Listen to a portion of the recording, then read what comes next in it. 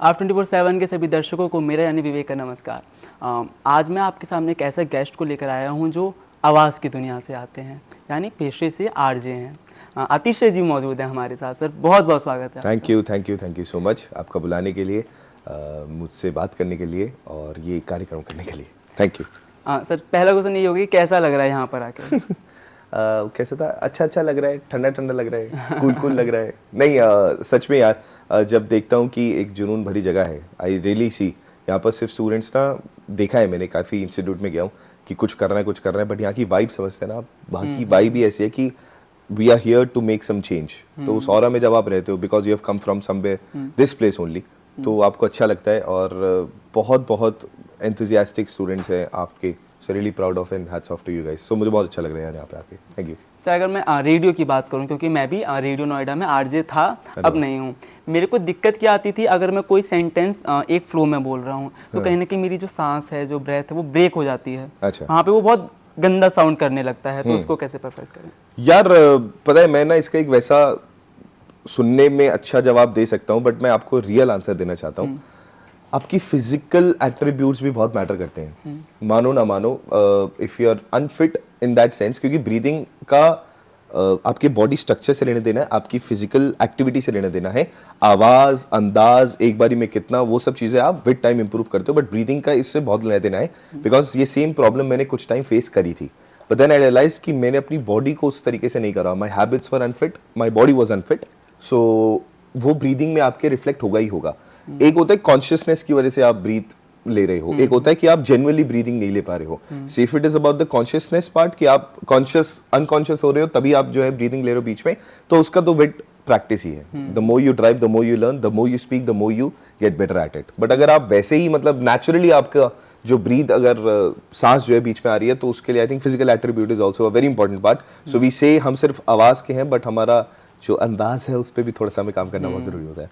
वैसे अगर मैं रेडियो की बात करूं तो क्रिएटिविटी बहुत ज़्यादा जरूरी हो जाती है। बिल्कुल है भाई। तो मुझे लगता है कि एक वक्त तक इंसान कितना ही क्रिएटिव होगा, क्योंकि अगर आप life time as RJ work कर रहे हैं तो कब तक ही क्रिएटिव रहोगे? तो एक रिफ्रेशमेंट चाहिए होता है शायद, तो वो कैसे मिलेगा? यार इसका बहुत सिंपल सा जवाब है। जब अगर आप भले ही एक सिंगल रूट पे भी ट्रैवल कर रहे हो, एक आम इंसान है, वो डेली उठता है, 9 बजे की उसकी शिफ्ट है, दिल्ली से नोएडा, नोएडा से दिल्ली ट्रैवल करता है, मेट्रो से जाता है, कभी कैब से जाता है। हर दिन उसका एक्सपीरियंस अलग है, जबकि काम एक ही है। समझ रहे हैं आप? लोग अलग मिला, आज कोई ऐसा मिला, आज वैसा मिला, आज मेट्रो में ये किस्सा हुआ, आज वहाँ वो किस्सा हुआ, आज मैंने ये देखा, आज मैंने ये सीखा, आज ऑफिस में मूड खराब हुआ, आज ऑफिस में अच्छा दिन हुआ।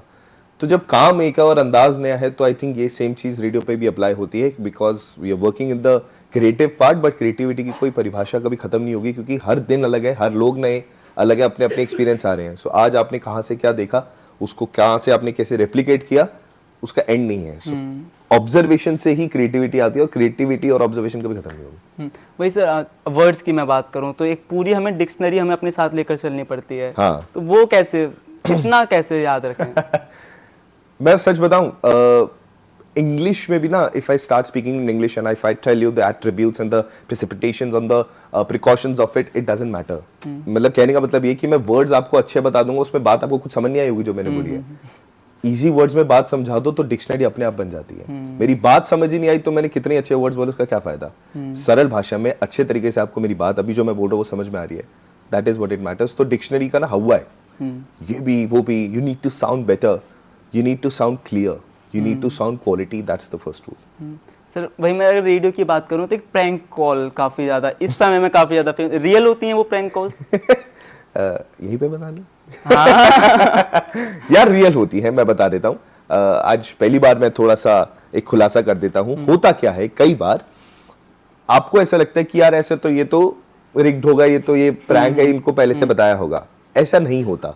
होता क्या है कि हमारे पास इतना बड़ा डेटा है, हमारा बैंड बजा दो, प्रैंक कर दो, प्रैंक कर दो, प्रैंक कर दो, तो 3-4 महीना वो कट जाता है, क्योंकि उनको पता लग जाता है। वो लिटरली खुद ही आपने बोला बैंड बजाओ, खुद ही वो सामने वाले को फोन कर देंगे। लाइक फॉर एग्जांपल आपने मुझे बोला बैंड बजाओ, ये प्रैंक करो, और आप सामने वाले जिसका आपने मुझे नंबर दिया बोलेगा अभी मैंने फोन नंबर दिया तेरा, तो वो आएगा। तो ऑब्वियसली उसको पता है। सो व्हेन जब हम प्रैंक करने की कोशिश करते हैं तो वो पहले से रिवील कर देता है, तो वो कट हो जाता है। पर ऐसे हमें 4, 5, 6 फिर एक आध बंदा जो आपके सामने आता है वो टकर जाता है, जिसके सामने ऐसा लगता है कि वो है नहीं, पर वो एक्चुअली में ही होता है। तो बड़ी मेहनत वाला काम है पर है मजेदार। कोई मेरा कभी कि इसने प्रैंक किया था मेरे साथ कपड़ों से? यार वो ना उनका फर्स्ट गो ही हो जाता है, तो जब मैं यूजुअली ऐसा करता था ना तो आओ भाई ना जो मैडम आपका वहाँ जामा आपको, तो वो आदत सी हो गई है। बट वो बहुत लाइटर नोट पे लेते हैं, क्योंकि हम भी बहुत लाइटर नोट पे उनके साथ मजाक कर रहे हैं, तो उनको अच्छा ही लगता है। फिर वो आके जैसे होता है ना रिश्तेदारों की तरह, अब ना आप इसका बजाना, तो हम हमारी आदत है लेने की, जो कहेंगे सुने जी सर, मैं जी सर बोल के आगे बढ़ता हूँ। ले सर, एक फन क्वेश्चन पर्सनल आपसे कि कौन सी फिल्म या कौन सी मूवी आपकी फेवरेट और क्यों? अरे वाह यार, बहुत ऐसे वाला है, हर कैटेगरी हर जॉनर की अलग है। If I talk about comedy, मुझे अंदाज अपना अपना, वेलकम, ये मूवीज बहुत पसंद है, अक्षय कुमार की जो कल्ट मूवीज थी। If I talk about life, 3 idiots मुझे बहुत पसंद है। If I talk about science fiction, तो मुझे इंटरस्टेलर बहुत पसंद है। तो मतलब हर जॉनर की अपनी एक फील्ड है, मुझे इस तरफ चाहिए तो मैं ऐसा कुछ देखूंगा, वैसा कुछ देखूंगा। क्यों ये पसंद है यार? क्योंकि आप कनेक्ट कर पाते हो, हर मूवी जिससे आप कनेक्ट कर पाओ वो आपके लिए बेहतर है। हो सकता है वो कमर्शियल इतनी ना हिट हुई हो, तमाशा से बहुत लोग कनेक्ट करते हैं, वो कमर्शियल सक्सेस नहीं थी, तो उनके लिए वो सबसे अच्छी मूवी हो सकती है। तो आप कनेक्ट कैसे? मैं इन मूवी से कनेक्ट कर पाता हूँ, मेरा सेंस ऑफ ह्यूमर इनसे शायद मैच होता है, मेरी लाइफ की फिलोसफी इनसे मैच होती है, और मेरा थॉट प्रोसेस इनसे मैच होता है, इसलिए शायद ये मेरी फेवरेट मूवीज है। सर लास्ट क्वेश्चन, जो आपने प्रैंक कॉल के बारे में बताया, उसको छोड़ के ऐसी कोई बात जो हमें रेडियो पे देखती है पर असल में ऐसा होता नहीं है? यार पता नहीं क्यों आजकल मैंने सुना है रेडियो पे ना कि हम ऐसे ही कुछ भी पहन लेते हैं, कुछ भी आ जाते हैं, नहा धोते नहीं है, कुछ नहीं, रेडियो नहीं भाई, हम भी सूट बूट में अच्छे तरीके से ही फ्रेश होके एक स्टूडियो में, एक अच्छा इंसान जिसकी आवाज़ आपको अच्छी लग रही है, तो अगर आप उसे सोचेंगे भी तो वो अच्छे तरीके से ही कपड़े पहन के ही आया होता है।